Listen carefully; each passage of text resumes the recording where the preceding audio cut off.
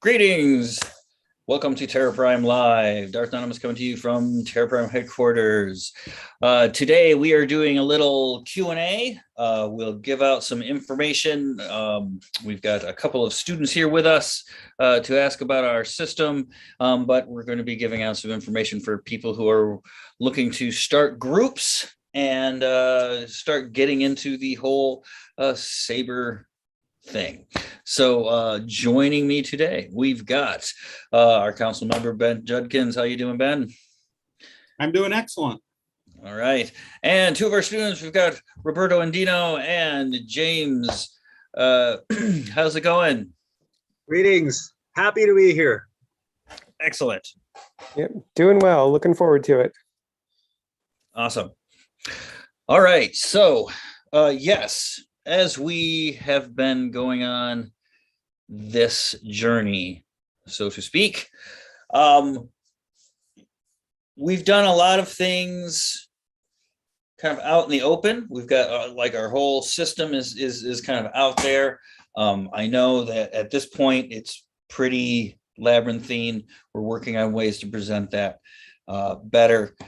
But a lot of times we get, questions on where to start, how do we go, what happens, because a lot of this happens kind of behind the scenes with our students and teachers and stuff like that. So we'll part the curtain here a little bit to start. Is there anything you want to go over, Ben, before we begin? Sorry, I was on mute there. No, why don't you jump in and then, I'll parenthetically branch off of where you're going. How about that? Sounds good. All right. So one of the things that we started to do when we formed TPLA is there were a lot of people that were doing Saber. Most of it was choreography, all of that. But there wasn't a whole lot of organization or structure to much of anything. There were some people who had some background in martial arts and stuff. Damon, who's on our team, is one of them. But at that point, the reach was limited. Unless you were lucky enough to be studying directly with some of these people, you were kind of limited to what you got. Most of the stuff that was on YouTube at the time, and I remember this very, very well because this was a battle that we had to have, and it looks like we won. But most of the time, people would shoot themselves in the dark with the saber and ask for tips. And we would always be like, well, we can't give you any tips because we can't see you. We can see your blade flying around, but we have no idea how you're doing that. You could be off camera holding it on a string. I don't know. So luckily that doesn't happen. Then you have people, you had people back then who kind of didn't have any experience, didn't have martial arts experience, didn't have this, or what they had didn't necessarily concern weapons, all of that kind of thing. And so we wanted to try to put resources out there for people to be able to reference. Our system, while it is a system that you can follow as its own thing, is universal in application. So it basically takes universal things that we have found from weapon arts and puts them into easy to follow packages. We have things set up in a kind of general progression. So you start with form 1, then you go on to your next 3 forms. That order can be messed with. You can go in chronological order, but you can go in numerical order: form 1, form 2, form 3, form 4. Once you pass form 1, though, the next 3 forms, they're all kind of equal. You have to pass certain things to get to certain areas officially and all of that. Like And if you're not following us and you're just following us at home, I would recommend looking at that, because it will tell you, generally how we kind of set everything up. So if you start doing a set, like say, oh, I want to do the Soresu set, so I'm going to do the Soresu form, the Soresu Dulan, and you get into it and go, wow, this is really complicated, right? I don't know what's that. Well, there were prerequisites that we have set up for our students to go ahead and do. And those prerequisites help not only, just give you the necessary building blocks for the form, but they set you up for success, because it's like, okay, so here's how you're supposed to be looking at your exercises now. This is how you're supposed to be looking at this. Many exercises look very, very much similar. And the difference comes only in one's intent while doing that exercise. If I do a regular sword circle, right, where I'm doing an upward cut on one side, downward cut on the other, yada, yada, just moving forward, this movement is generalized. It's a general movement. So I can be parrying and riposting. I can be striking and recovering. I can be doing all of these things. They're all the same motion. This is where we get into a lot of consternation with people who are like, watch forms, especially solo exercises. They'll see something like a spin, like a 360-degree spin, and they go, oh, that is an unrealistic saber form because you would never turn your back on your opponent. Okay. So that assumes a whole lot of things. You have one opponent, you know where they are, they're stationary for where you relatively are when you spin, and they're in range to attack you. Right. So that assumes all of those things, because if one of those things is not necessarily true, you can spin all you want. Right. If you're out of range, go ahead and you can do whatever you want. Right. Once they start coming into range, you might want to defend yourself. But there's a lot of things like that. What's a 360-degree spin doing in a saber form if you're not necessarily going to do that? Well, you could do something like it if somebody accidentally, they will do it on purpose. You accidentally let them get behind you or take your back. Well, you had better spin around real quick and not get disoriented. Doing that in practice is a good way to help you do that. Any dancer will tell you, and Roberto, we have a connection to ballet and dance here with us. So they will all tell you that spin, you can become conditioned to it, and there are strategies which you can do, and all of these things go into the forms, the accelerations, the basics that we kind of push forward. So that's kind of the background of thing that you can know, but unless you practice them, your inner ear is not going to get used to that motion. You can have all the knowledge and study it as much as you can until you start doing it on a regular basis. Any dancer will tell you, any martial artist will tell you, and any aviator will tell you. Yeah. To train your ear to be able to handle those spins, you're going to lose your orientation. So that's a great point over there about practicing those spins on the forms. Well, and that's true, because there's what it is physiologically is you have a nerve that goes down the center, and you can desensitize that nerve, and that's the nerve that makes you dizzy. So if you desensitize that nerve, that the thing is that effect that effect kind of goes into if people are doing barehanded fighting for getting hit in the face or getting hit in the head, right? Boom, you don't quite get as jostled, right? Because that that nerve which helps you focus on things is desensitized to a lot of movement and trauma. So yeah, very good. Yeah, aviators as well. Anybody that has to work in three-dimensional space. So I would imagine, I don't know any, but trapeze artists would probably have to worry about this as well. But like I said, I don't know any trapeze artists. Okay.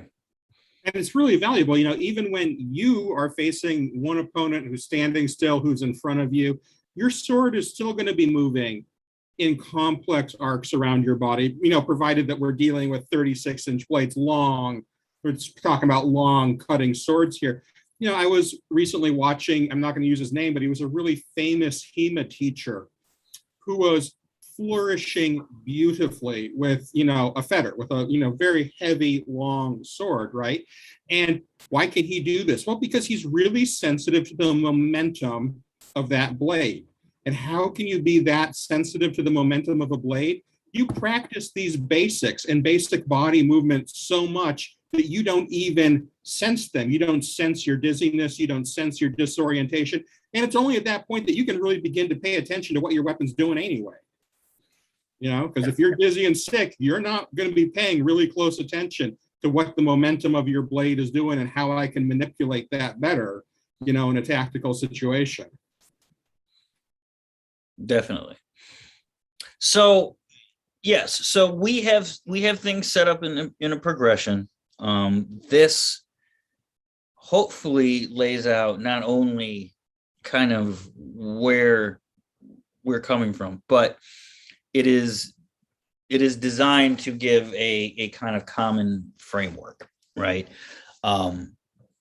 Because what we're really doing is we're dissecting and trying to distill the common kind of objective realities of fighting with hilt-based weapons. Even though we can't do everything that we can with regular swords or whatever, there's enough involved in this particular game that it has direct effects on you. One thing we have, we used to say, we would say this a lot to people in our sword classes. I'm sure anybody who fence or anything like that, especially historical, we would say it's not a lightsaber, right? You can touch the blade. Just because the blade touches you doesn't mean things are over. Well, with lightsaber, you can't touch the blade, so that kind of like raises the stakes. It makes it kind of like, as we would say, no slop pool in college, right? Where you had to call your shots. It was 6 in the corner pocket off the 8, whatever. You couldn't just hit the ball randomly and let whatever fall into the holes. So and again, if we're going to talk about as people are starting out themselves, we have students here which will kind of talk about that here or there. But for people who want to get together, start a group in their area or whatever, these resources are here to help, guide you or whatever. Anybody can use any of them. And feel free to. You just have to say that you got them from us. You don't have to pay us or nothing. It's free to all. But that's the whole purpose of it, because we want to bring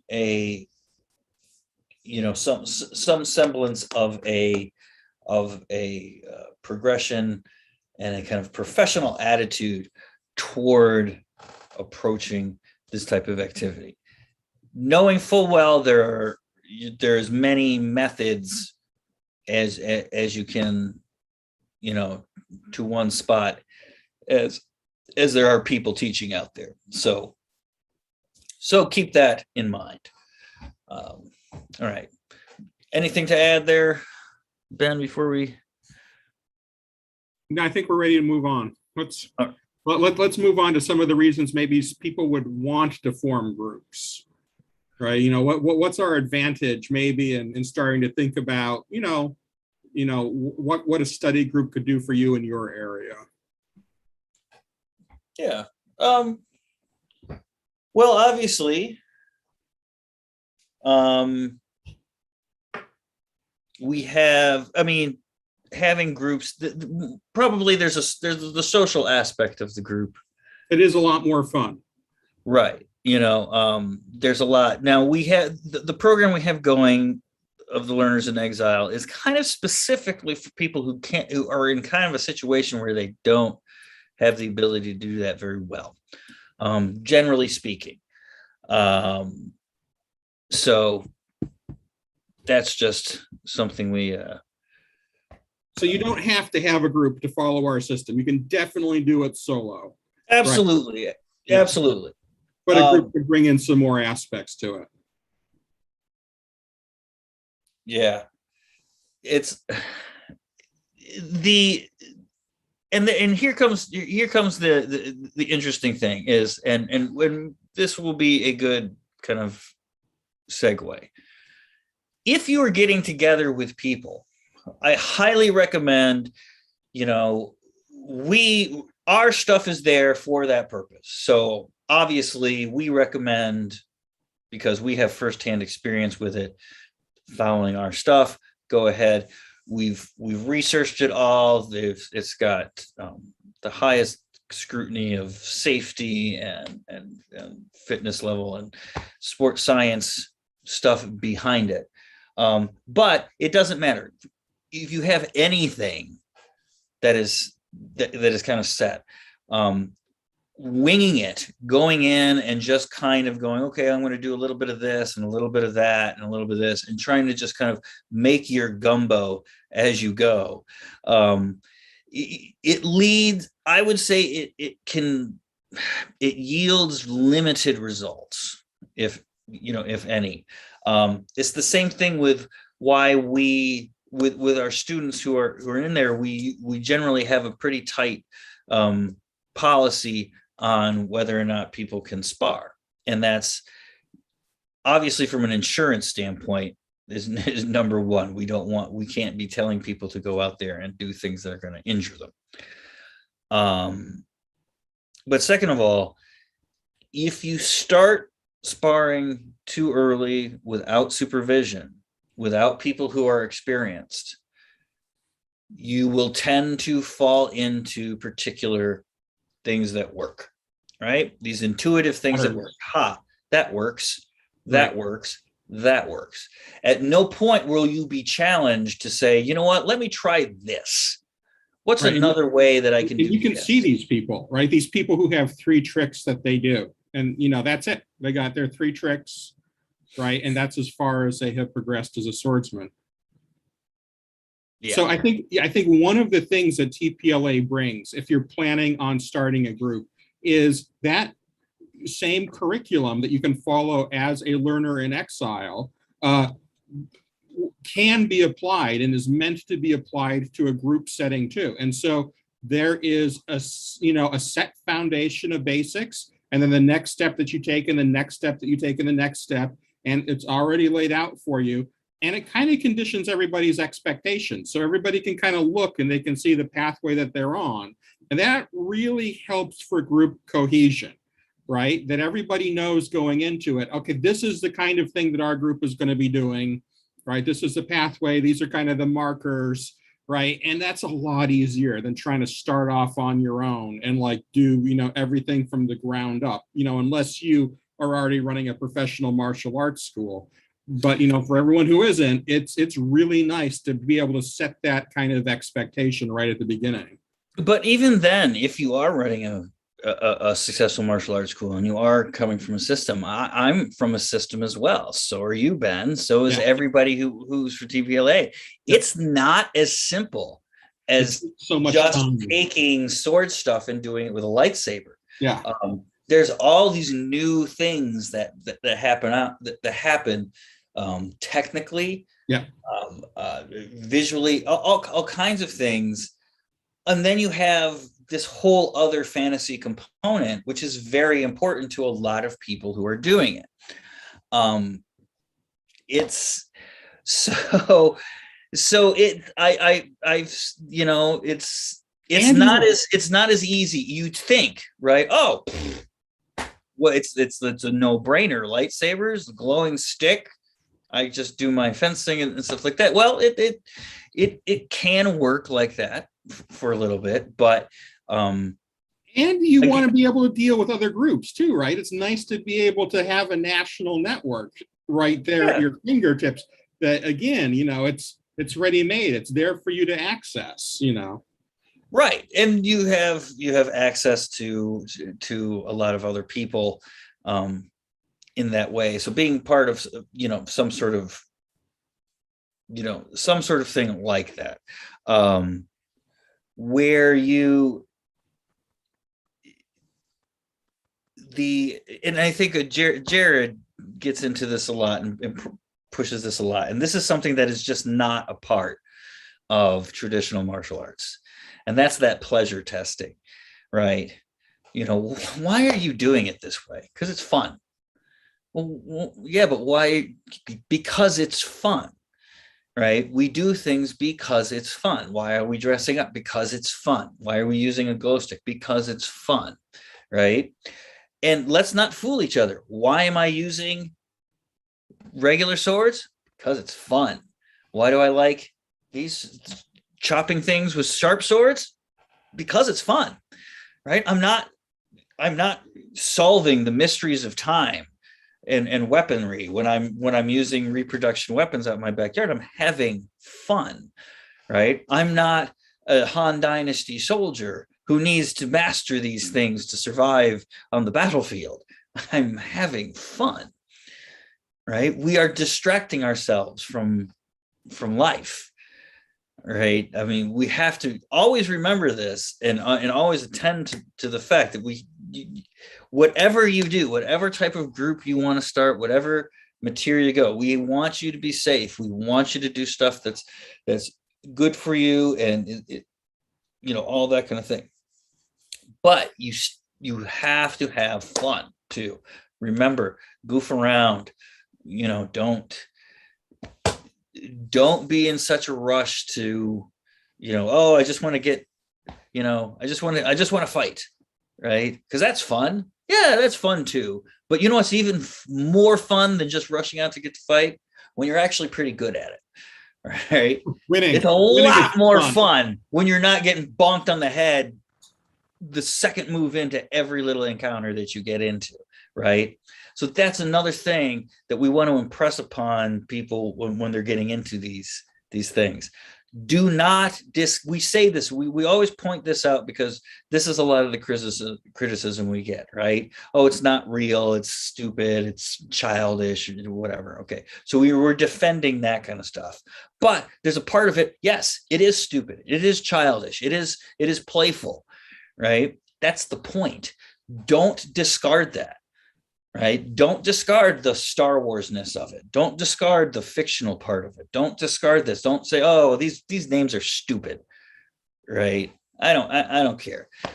People who are not into them, it doesn't matter. You could call them, you could name them after vegetables and it doesn't really matter. It's just a mnemonic, right? It's just a way to memorize things, right? Bring some things into it, right? Yes. Are we doing a real martial art with a real combat sport? Absolutely, right? Is this a serious practice? Absolutely not. Let's drop that pretense right there, right? There's all this. We make criticisms on certain people, usually from a safety and kind of sport aspect, right?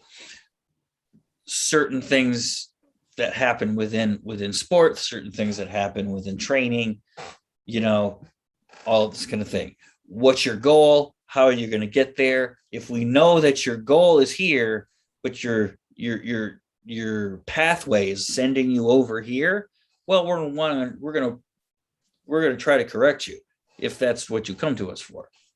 So let me ask you another question that will hopefully be a segue into getting a couple of our students in on this conversation. Yes. Okay.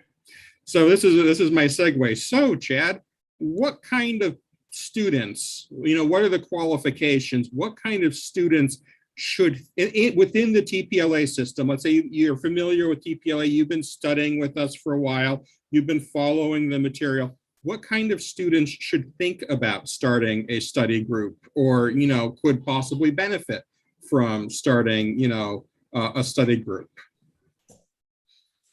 Well, I mean, obviously, people who are running schools already, Which is how I did it. right? You're doing another martial art. Most of our nights, if not all of them right now, that's how we all started, right? We're professional martial arts teachers from other arts, and we have added this as an added layer to things.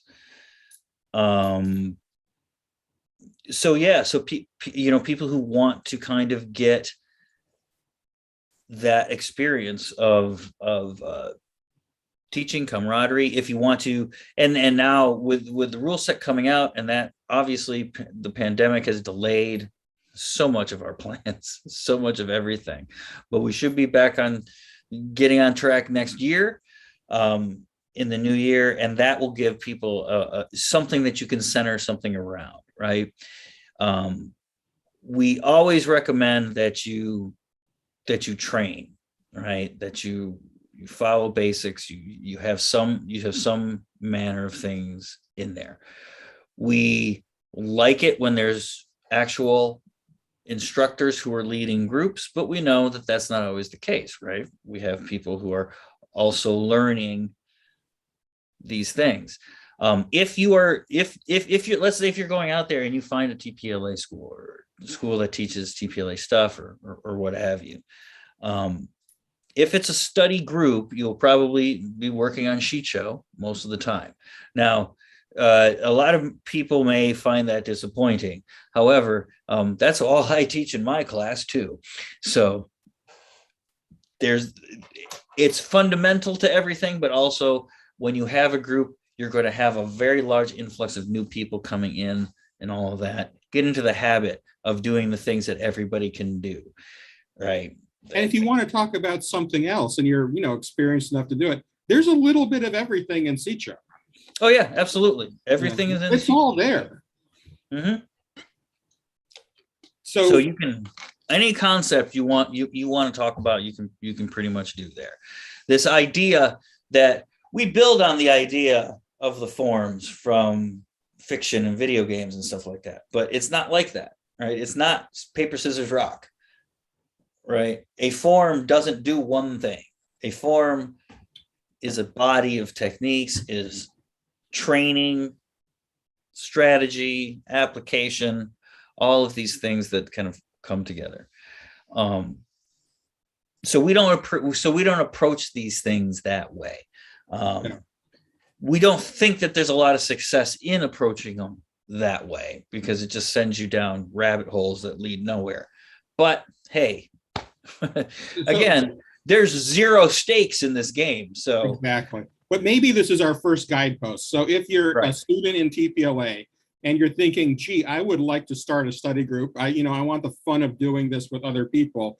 Make sure that you have worked your way through that Seacho curriculum, right? That you have worked, on the forums, that you have worked with a knight, or in the various apprentices who are now working as instructors as well, that you have, you've done your basics, your formula, your acceleration, and your Dulong, right? And that is kind of the basic curriculum that a study group, or, we're going to call it an enclave because that's our Star Wars terminology. That's the basic curriculum that we expect an enclave is going to be working with. So once you are a student and you're through that and you're checked off on that, well, it's not that you're necessarily instructing people in your enclave, but, at that point, you can kind of offer that structured guidance about, hey, this is what the system looks like. This is where we're going, Yeah, I think that teacher and guide are two terms that may get conflated depending on how they're used And like, so when we're talking about an instructor, we have a process that goes through it. An instructor of TPLA system, of the TPLA system, is a knight in the system who has gone through all of that material, right? For most of the people who have gone through it, who are obviously instructors from other martial arts, it's almost like just a vocabulary thing, changing over vocabulary here and there. Oh, we have that, we can just call it that. But then there's all this other stuff, which is the benefit of this particular sport, which is every system that we've come from, whether it be a national system, a sports system or whatever, will have gaps, right? Things that it doesn't do because that wasn't important to the people who did it, right? If it's a military style, it's going to have a particular type of thing, right? But fencers, Olympic fencers, are going to have zero idea of what goes into using two-handed weapons within formations, right, to carry out group goals rather than specific objectives which are right in front of you. And this is the situation that we get into a whole lot here too, right? Because most of what people do is the dueling, right? One guy, or one person, and then you go at it. Every now and then you get these, melees where it's just a bunch of people, mushing together and stuff like that. But as of right now, we don't have any real legitimate mass techniques going out there. At least we don't have any rules for them. So yeah, but if you go to the SCA, you can see some awesome stuff. Yeah. So, James, you were mentioning that you had recently had a chance. Now, James is someone who has been through all of those basics, right? He has passed off all of his seed show stuff. He's been working hard with us on the forums. And you were mentioning that you found someone, that you could work with a little bit, and that, that had been enriching, for your experience. Like, what had you found, as you began to bring another person in and take another look at your basics? Some of the things that really stood out to me were, one was really seeing the angles of the weapons coming in. Like, when you're training a lot, you're really focusing on your angles, but when you're facing another opponent, you see the other angles from the other opponent, and it really forces you to think more about how you react to that angle, as opposed to how me personally just fighting myself, I'm just throwing my strikes out there, but now I have to react to somebody else. And so I have another variable there. And then another piece is really just kind of feeling the contact, to actually see a sword come in, to receive it, and then to be able to feel that and return a strike. I think those are some of the biggest pieces that I've really picked up. It's true that basic geometry is a huge issue. So as I have taught, the Sicho accelerations over and over and over again, I keep trying to explain to people, look, they're trying to cut your head off with a 45-degree diagonal downward strike. When you do your parry, you have to imagine, a line coming like this. Or, when you do your parry, you have to imagine an upward sweep at your leg. Or, whatever it is, when you do your parry, you have to imagine a lateral cut. It's really hard, as it turns out, for people to imagine that. This is one of the things that, Razor and I have come up with over and over and over again. It's kind of tough sometimes for solo students to imagine the basic geometry, to kind of psychologically project, okay, if someone was standing in front of me, where would a blow be coming from that I'm trying to receive? Or equally, if someone's standing in front of me, where am I cutting? Right? What does a straight line actually look like? And so we see a lot of like kind of weird, swoopy, targety things. And so, yeah, I mean, the basic geometry is always there in solo practice, but just having someone stand in front of you as you do your cutting drill, it has a huge impact. Just have someone stand in front of you and put their arms out like this, kind of become a human cutting cross. That right there disciplines your blade work, your strikes immensely. And so there's a lot of really subtle little things that you don't necessarily think about. Yes, and we have to. I say this to my students all the time. Fighting is one of these things that is kind of a difficult thing, because we all have this intuitive feeling that we can fight, right? Because it's part of our natural kind of existence, fight or flight. We know we have to do something, right? We've talked about fight or flight in the past. That's a physiological thing. It's not a decision-making thing. It's just talking about your blood pressure rising and getting ready for action. And just like in that we are so far removed from that physiological state being useful to us,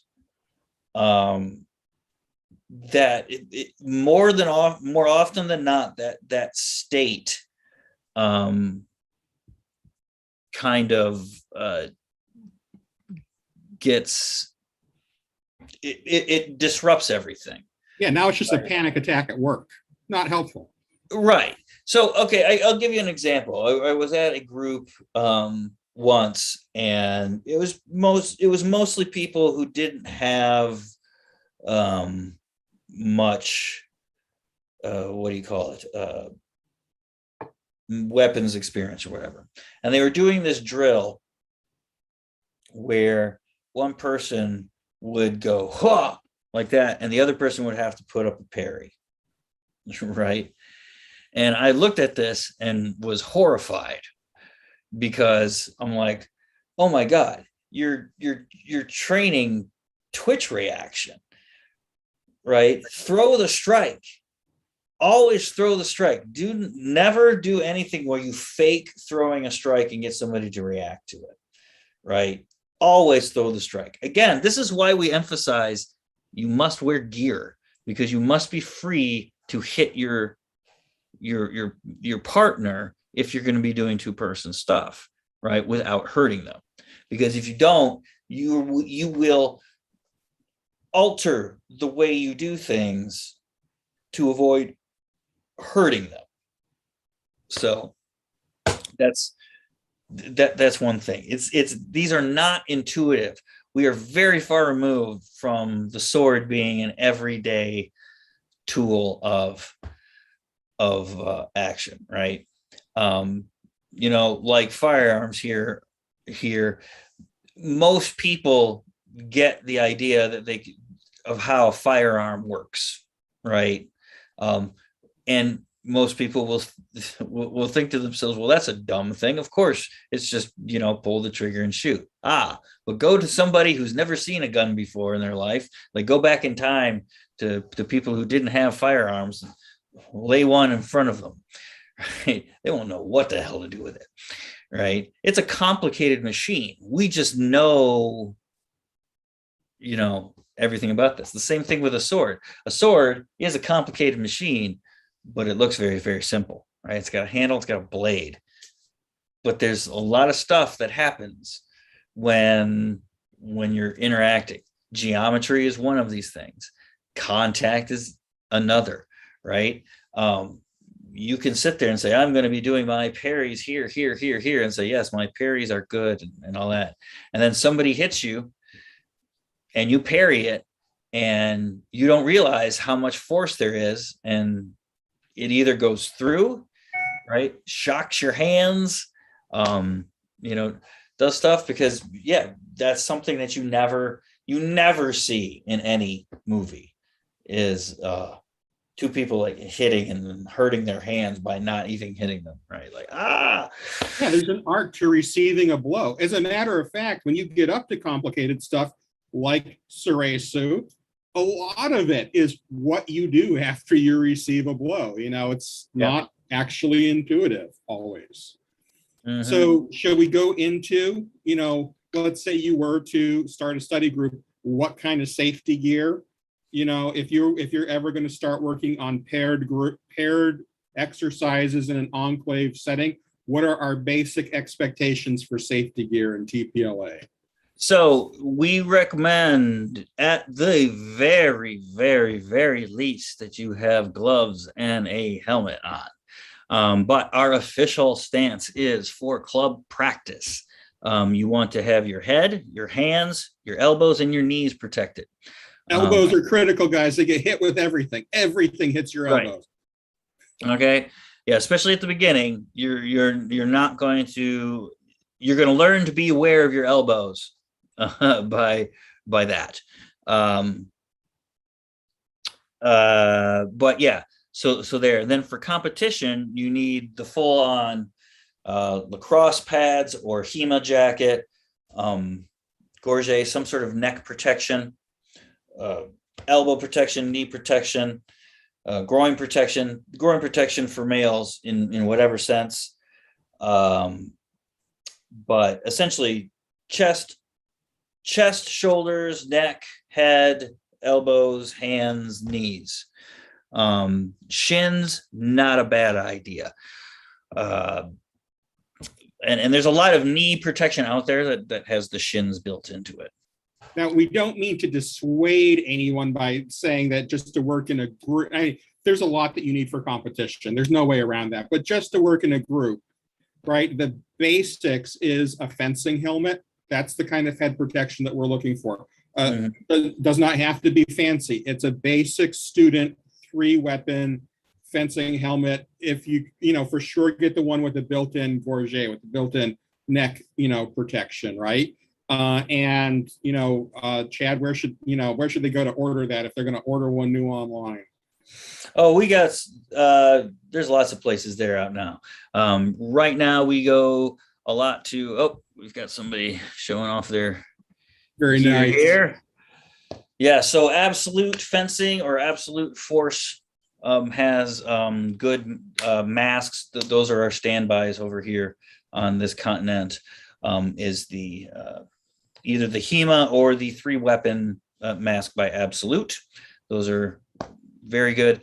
But any of the kind of standardized, ones that have made muster for competition and stuff like that, they'll all be pretty good because they'll all have the same kind of outer diameters and measurements so that you can put the hoods and other things and accoutrements onto them and they'll work well. So that would be my only caveat to that is with your fencing helmet, get a good one that will fit with stuff. But yeah, the Absolutes are probably the most affordable over here and most reliable and widely used. Now, So, yeah. the other thing is $60 on Amazon. $60. Think about your gloves, right? Yes. Because your hands are going to get hit a lot. Your fingers are going to get hit a lot. In America, in North America, Canada, America, we're blessed because we have lots of people who play hockey and lacrosse, which means we're like awash in used hockey and lacrosse gear. It's like a waste disposal problem. And so I can go to my local sporting goods store, like a used sporting goods store, and I can pick up used hockey and lacrosse gloves. And by the way, the elbow pads, because elbows again, and not spend very much money. And again, if you're just looking to start a enclave, you want to keep that bar for entry for people very low. You don't want to tell people, hey, you have to go out and spend $150 on a set of new gloves. If in your city or your area, you have a Play It Again Sports, or you have access to some online auctions or some retailers for used sporting gears, you can pick this stuff up so cheap. There's just no excuse for not having it. Yeah. Right? You can buy it and such. So you should not have to spend a fortune for you and your friends to get into this and be able to do it safely. No, you could conceivably If you found some good gloves and a mask, you could get the new mask for $60, and you could easily get a pair of gloves for 20, right? So you're spending $80 to get your foot wet, right? But you don't even need that if if you can follow solo training and stuff like that. That's not easy. That's why we have the program set up. That's why we have our students, so that they have access to people who can tell them, hey, what do I do with this? Right. So there you go. And speaking of segues, that sounds like a good segue. We can open it up to questions here. Absolutely. All right. So anybody have any particular questions, even about your training or about any of this that we talked about being groups, about being solo, about anything? So as far as starting somebody new and bringing somebody into a group, Shicho is obviously the basis you want to start with, but that encompasses a lot more than just training a sword. It encompasses training the body, training your stance, training your grip. What's a really good place to start as far as getting somebody new into the sport? Well, with the Shicho stuff, depends on where you're going. It depends on where you're going. If you're talking about adults, you can give adults the martial arts treatment, right? As we do in martial arts classes, where people can work on stances, they can work on drills and exercises and all that kind of thing. If you're dealing with kids, that takes a little bit more finesse. But I will usually, and it depends on how young you go. I don't teach anybody younger than 7 in my classes. Which is generous. I don't teach anyone younger than about 11. Yeah. Well, so the thing is that from 5 to 7, there's a huge difference in individual children, right? Some children develop pretty early and they're fine at 5. Others, no. But 7 seems to be safe. So that's one way that you can kind of handle kids is get an age group which you can handle. But I'll usually ask them this: if you had to go into a sword fight or a lightsaber fight today, and I could only teach you one thing, what would you want me to teach you? Most of the time they say to block, right? And so you start with the parries and all that stuff, right? If they don't, you can find creative ways to bring them to that answer. But yeah, so I would say that. Now, different people are going to have different things, and this is where our instructors have the edge over other students and stuff like that, or professional instructors, I should say. And this is why we sort of look at people who are running schools and stuff like that with a little bit different, because they have experience with this. There's going to be people who have different levels at the same time in your group. There's going to be people who have different physical levels, so different levels of physical ability.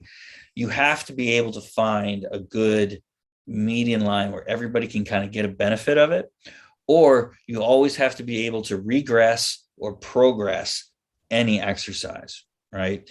And that's where this stuff gets tricky, right? Everybody says, oh, well, I'm just going to teach them my this and that from this and that style. Okay, fine. What happens if you get somebody that has a chronic knee issue? Do you know how to train around that? Do you know what to tell the person when they start hurting, right? Do you know all of that? Now, I'm not saying this to pick on lightsaber people. This happens in athletics all over the place, right? You've got people who are coaching who merely know the game, right? But then you have coaches who are above and beyond, and these are the people who become famous and stuff. And one of the things they do is they know their limitations. They get the best people on their team, and they can rally them around. So you kind of have to be that person, I would say. And be very cognizant to what's happening, and be prepared for disappointment, because no matter what you do, no matter how non-authoritarian you try to make yourself, people are always going to react at some point with some sort of lash out, right? Nobody likes being corrected. Nobody, especially if you're running a group and it gets a little popular, you might get people who've been doing this on their own a little bit, and they'll come in there and we know what happens. Things start getting said. But welcome to the world of social dynamics, which happen Indeed. in these settings. Oh yes, and that's the whole thing about martial arts, like people coming in and like challenging the teacher and all that kind of stuff. That's all from this playground BS. It totally happens all the time. Yes. So that would be my answer to that question. Perhaps a little verbose. And I like Chad's answer. So when I'm teaching a new class, always, we're doing CHO, right? What I do on night one, kind of my first exercise on night one, because I want people to feel like they're having fun and making progress. And so that means they have to do something that is a little bit scary, but simple, right? Because, that's kind of the tension where fun happens. Fun emerges out of something that's a little scary, a little challenging, but hey, it looks like I can do it. People say, oh yeah, this is for me, okay? So we work on basic strikes and parries. Even before stances, before anything else, I'm like, the key to this game is don't get hit with the stick, right? And everybody has an intuitive sense of, oh yeah, that's important, right? Right. And we run through, this is what the basic parries look like, which also teaches you, hey, this is what the basic strikes are, because they're two sides of the same coin. So as people switch roles, they learn both things. And then suddenly things like stances and stepping are just really intuitively important to people. They want to know how those stances work, and they want to know how the stepping works, because they don't want to get hit with a stick. And that's how you get going, right? That's how you get people, just kind of, it's a little counterintuitive, and I'm sure other instructors do this differently, but you do kind of have to think about, how do I present the basic material in a way that is engaging to people and gets them to want to come back next week?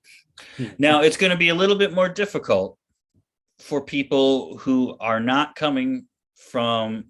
instructors in some competitive sport or art, right? If you're coming in and you're just a beginner and you're just a student, you're getting into this kind of stuff, you can't do that in an enclave, right?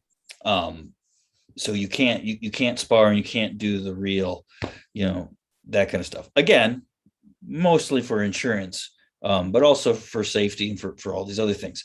So that stacks the deck a little bit more against you. You have to be more creative with what you do. We've said this many times, and anybody who's done any of these things is people get into this because they think it's fun and adventurous, and there's so much of it that is not. It's boring, it's tedious, it's unfulfilling. And it's just, you just have to do it. You just have to go through it. Like Roberto said earlier, you can know all of this stuff about what we're saying about desensitizing this, that, and the other. Unless you do it, it won't happen. Desensitization, you have to get into it. You have to experience it. And that's the other thing. Like, if you want to stop getting dizzy, you have to train getting dizzy, right? And then you have to try to recover out of that. And so avoidance of the things is not necessarily the best way to go. When you do not have two-person activities available to you, you definitely have to get creative. Finding dummies, pals. I think one of a really fun thing that I've found that people can get is they've got these great new dodgeballs. I don't know if people have seen these rhino skin dodgeballs. Anybody seen these? These are great. I wish we had these. No more are those red cross-hatched things that you toss at something, goes bang, and then leaves a big welt on you or anything like that. These are like sponge or whatever. But what they're really nice for is you can use them as moving targets for blaster deflection, for all kinds of things. They're, we've done the Nerf gun things, and those are very little, and you have to be very good to get that to work. But the dodgeballs are not as hard. So that's something that you can do. It gets people involved in it. It has those things. So try to, be thinking of things in that way. Take what you have, remix it up, and see what you Well, and so we should probably talk about the velocities too. That we do have a set of they're set piece exercises. They are basic 2-man exercises. And again, if you are in an enclave, if you're an experienced teacher, if you're a knight, whatever, you run your school. But if you are in an enclave situation, you have your helmet, you have your gloves, you got your elbows on, right? And again, this is something that you would want to work with one of our instructors. This is what, Razor and I am here for, right? And you film yourself doing the 2-person exercises. And that is how you begin to develop those basic skills. Like, what's the geometry of my cut? How do I receive a blow? How do I time all of this with my footwork, right? Is my stance correct? Am I presenting my head? They're fun. I think they're great exercises. And this is where you begin to build that foundation. And I think that this is the step that you can take in an enclave that you can't take by yourself. Right.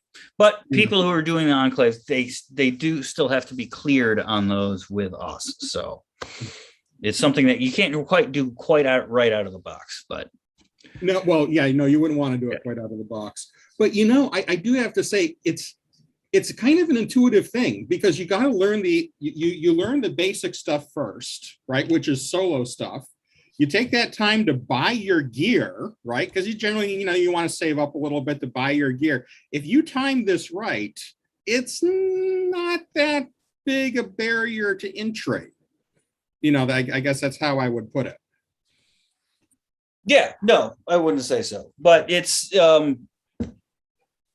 we have to push that forward. Anyway, okay, so any other questions we got? We don't have anything on the chat today, but yes, go ahead, Roberto.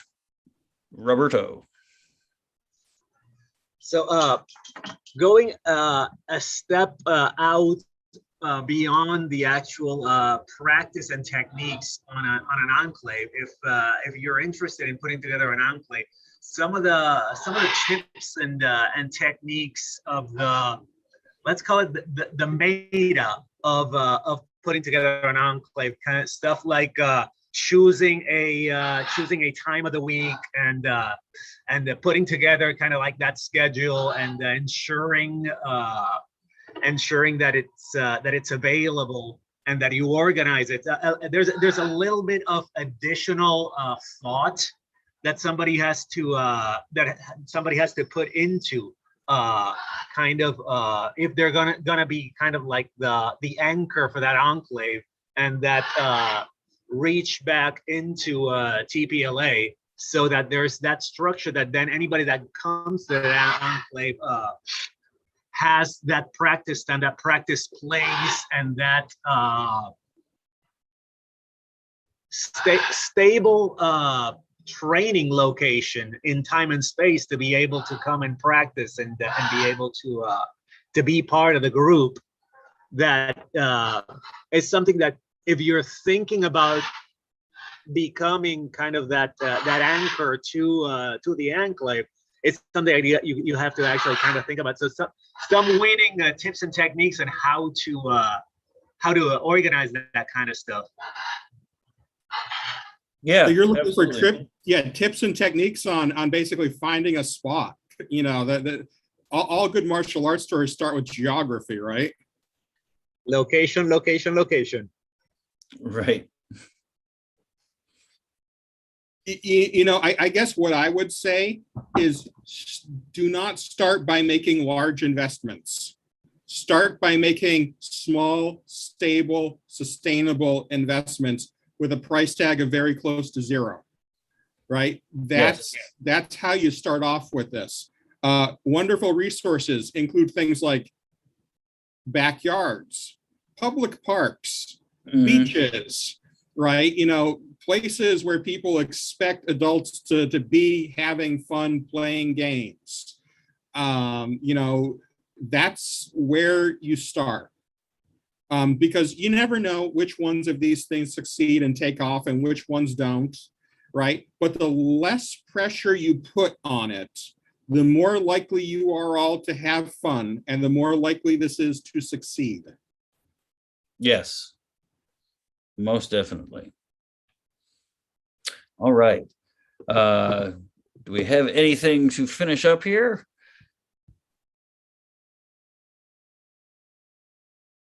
We have a question on Ataru. Oh, yes, here we go. Yeah.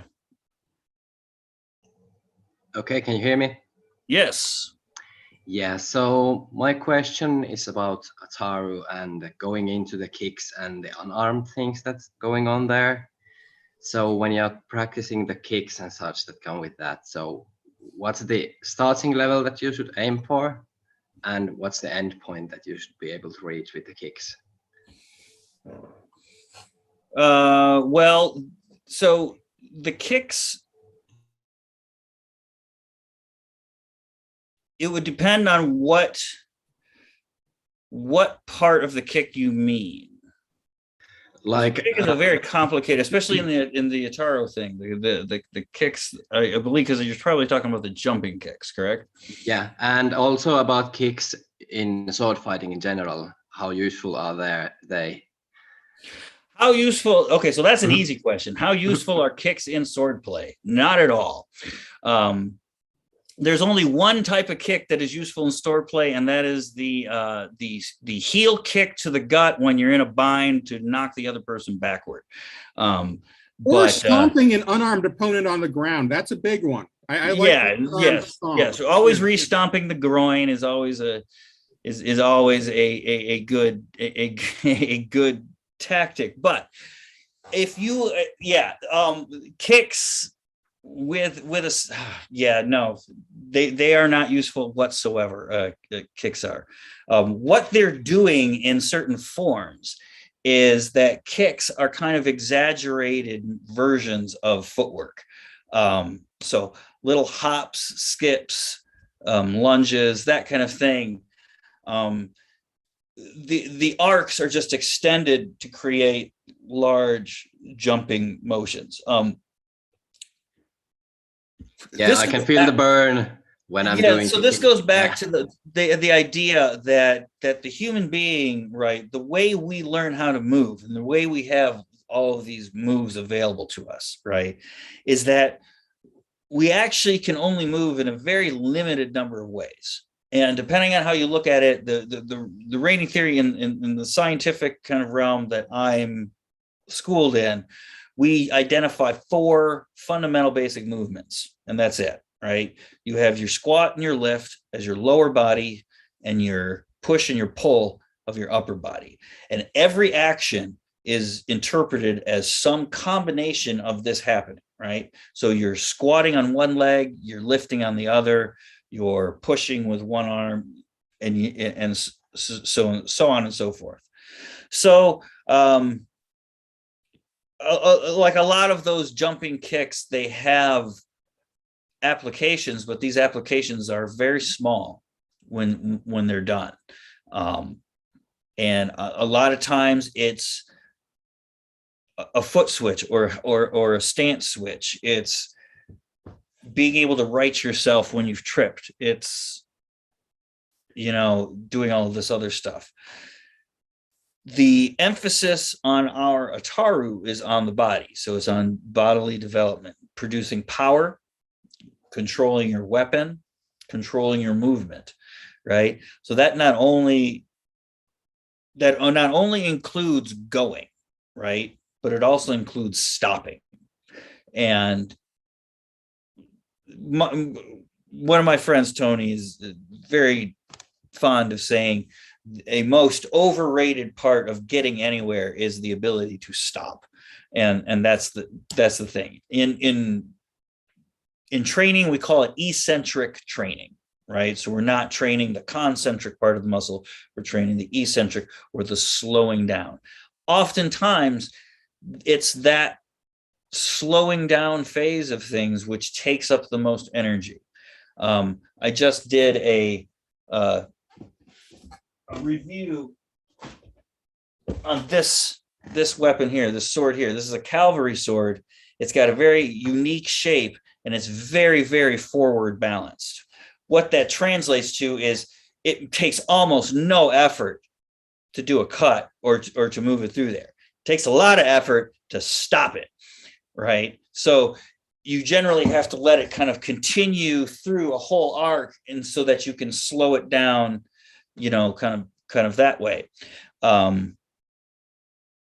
So kicks and jumps and that kind of thing, they are there, like you said, for the burn, for athletic ability.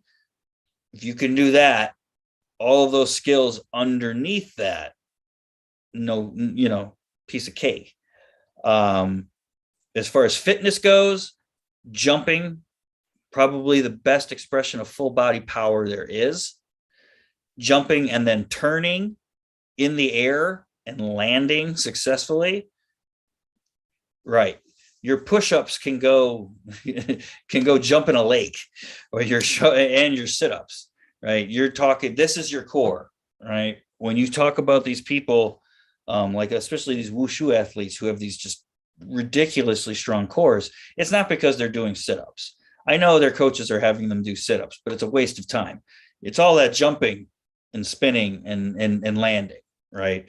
So when you're doing it in the Ataru form, remember that the Ataru is about attack, right? It's about being aggressive and all that. So yes, could a jump be a dodge? Could a spin be an evasion? Absolutely, but not now. You're supposed to be thinking about it as an aggression, right? So how do I use this aggressively? And, spinning is a way to build up momentum, right? In open chain movements, we spin, we can then put more of our weight behind that, whatever's moving. Jumping, same thing, right? If I jump and I come down, I can add the force of my body falling to the ground to my weapon, right? Now, how do we use this in our sport, in our game, when we're not actually trying to hit people and all that kind of stuff? We don't try to hit each other and all that stuff. This is good for us, right? This is stuff that we're doing here. We're never going to need this stuff to survive, right? The stuff that we will need to survive are these benefits. These benefits will help us survive. Being able to successfully fight somebody with a lightsaber, not so much. So this is definitely. Point out that this is all very ironic, coming from someone who actually has kicked me in a lightsaber match. True. I have actually been kicked while sparring with both Darth Anonymous and General Sun, both of whom have actually kicked me while sparring. Yes, but it didn't do nothing. No, it didn't win any points, but it was certainly a surprise. Like I said, you use it generally to make space, right? You assault them to get them to back up or to do something different. You're not really expecting them to, pop down. Yes. But yes, the balance, increased cardio, skill to survive. Yes. That's the thing, is your athletic ability to do that going to be useless in a sword fight? I don't think so. Just because you're not going to do a backflip in front of a guy, right, doesn't mean that it doesn't benefit you in some way, right? And especially with especially with our game, because quite frankly, with our game, you can do spins, you can do some stuff like this. So we are creating a context in which that is actually used in fighting. So there you go. You know, maybe one day, maybe you'll be the first person to do a butterfly twist, you know, salvo in the rule set, you know, boom, boom, and then everybody will stand up and go nuts. But yes, so hopefully that answers that question. Yeah, thanks. It's gonna take a bit more practice. Yeah. So just you're trying to reach yourself. What's your end goal? You know, try to get as good as you can, right?